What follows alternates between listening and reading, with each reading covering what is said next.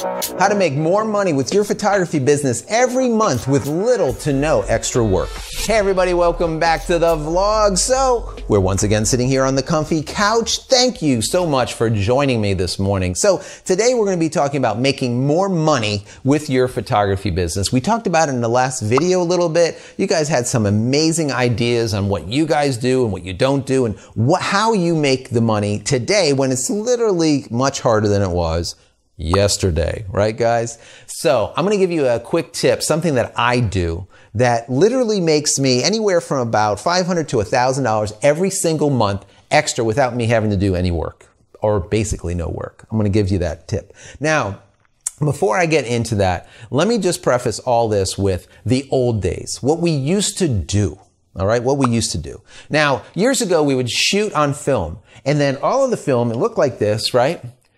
All the film for the specific job, maybe it was a commercial shoot or maybe a portrait or a wedding or whatever it was, all of those negatives were then put into filing cabinets, into folders. And then let's say the bride's name and the year and the month was put onto those folders and they were just archived that way. And we had filing cabinet after filing cabinet after filing cabinet. And this way, in let's say a year from now, a bride or maybe it was a portrait for a model comes up and says, hey, I want to get another photo. Can you reprint X, Y, and Z? We would go and pull it out of the filing cabinet and go and have that reprinted. That's the old days. Now we're doing it digitally, right? With a whole bunch of these, a ton of hard drives, right?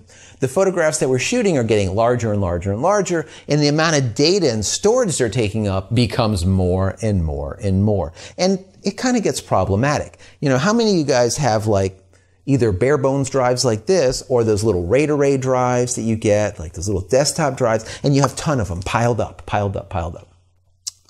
Well, you really don't need to do that. You can, but you don't really have to.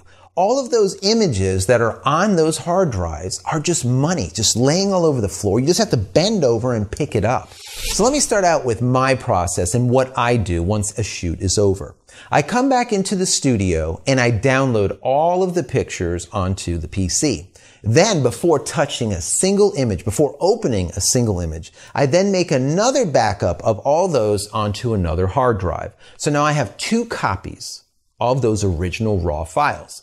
Now, I'm going to be working on the ones that are on the PC. I'll open them all, load them into Lightroom, and start doing my edits. Once all those high-res images are done, I have them out on the PC, and then I copy them onto the backup also. So now I have 2 copies of the high-res images, as well as the edited high-res images, as well as the original RAWs. Finally, once this is done, I take those high-res images and RAWs and send them away. I put them into archive. I download them onto another hard drive like this, and I store them off-site. Now, I have a box that will basically hold off-site, climate-controlled, 10 of these stacked on top of each other, 10 by 10 by 10 deep. So you got 10 times 10 by 10. You're looking at 8 terabytes, 800,000. So you're looking at, let's say, a petabyte I can store at the location.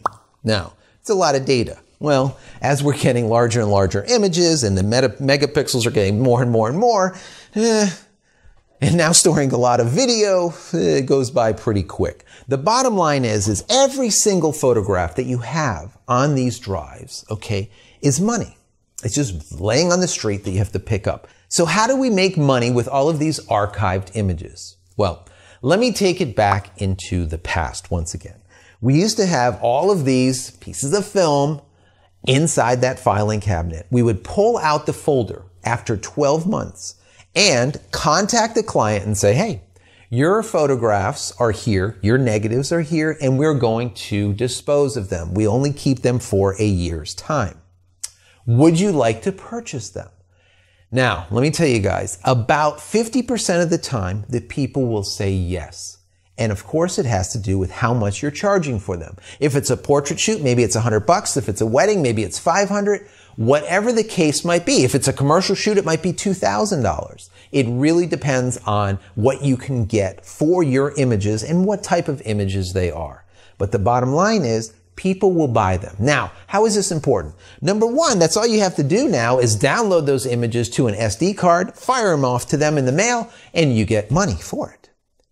Also, what this does is now you are not liable for keeping up with these photographs, okay? We used to store CDs. Then we had to take those CDs and then move them onto a hard drive. And now these hard drives that we have, eventually, we're going to have to move them onto solid state drives. This costs money to perpetuate this, to keep these forever. Now, even if you do this process, like I'm saying, so you can make this extra money every month, I personally would keep all of my photographs. Why? Because over the course of the 20 plus years, I've taken photographs of just large figures, Donald Trump, Don King. I mean, just a lot of big figures that later on might become something of value years down the road. Maybe not for me, but maybe for my children or their children's children. Who knows? So I keep everything. I'm just anal about that. But you don't have to. Once again, these are images that are sitting on your hard drives, dormant, that are archives, that are just sitting there that are making you no money. Make money out of them. There's no reason not to. There's absolutely no reason not to. It's as easy as just sending an email after 12 months and saying, hey, Mrs. Jones, I have your digital images here. I don't care if it's high res or raw, whatever you want to provide for them. Would you like to purchase them because we are going to dispose them? I'm telling you, the majority of the people will say yes. They just simply do, because they feel that if they do not get those photographs, they will be gone forever and they will no longer have access to them. Most brides and grooms out there think in their mind that the photographer is going to keep their photographs forever, in perpetuity. All right? And that all of a sudden becomes our responsibility. Once it's known that we are not doing that, they immediately say, oh my God, let me grab those photographs. How much are they? $200, $500, $1,000, whatever it is. It's a small price to pay to have those memories forever, right? Have them forever. And now you get them out of your filing cabinet or hard drives. Let me show you something. I know this is off subject, but when I pulled these out, I'm just like, I have to show all of my people out there something. This right here is a full frame, right? That is 35 millimeter. This right here is medium format. Check that out. That is one image right there. You could fit about 4.5 full frames into one medium format image. A lot of people have never seen this before, all right? Especially the people that are just digital. They've never worked with, film in the past. But just think about this. That is the size of a sensor, of a full frame sensor. That is the size of a sensor in a medium format camera. Massive difference, right? That's why when I say for my fashion shoots, I'm always shooting medium format. Why? Because there's a ton of data to play with after the fact. People understand in their mind, yes, it's bigger, but how big? It's big. And also, don't forget, when you're shooting digitally medium format, you're looking at 80, sometimes 100 megabyte files for each single image, right? Each image. So you're looking at a lot more of these drives coming in the future as the megabytes and the megapixels just get larger and larger and larger, and our sensors become bigger and bigger and bigger.